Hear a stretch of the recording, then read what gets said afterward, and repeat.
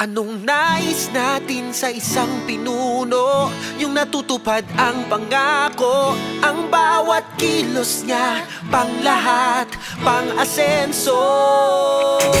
Ang hanap natin pang prinsipyo, pang serbisyo, tapat at totoo. Yan ang tunay na pang senado. Kiko Pangilinan tayo, Kiko Pangilinan tayo, Kiko Pangilinan tayo.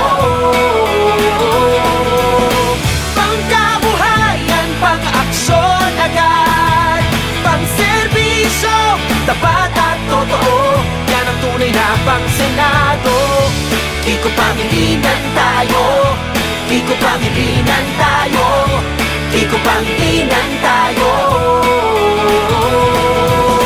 Kababayan, halina't makinig kayo. Saan pa tayo kundi sa tapat at totoo? Pusong-puso yung puro pangako, puro salita. Ang tanong, sino bang may nagawa? Kaya si Pangilinan patuloy tumutulong. Sinulong 30 bilyong pisong proyektong irigasyon. Mga magsasaka, nadagdagan ang ani at trabaho. Ang bigas, binaba ang presyo.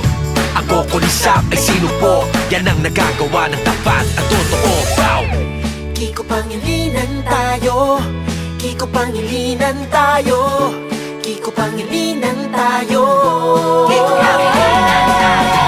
Dito na tayo sa pang-prinsipyo, pang-serbisyo, tapat at totoo. Yan ang tunay na pang-senado.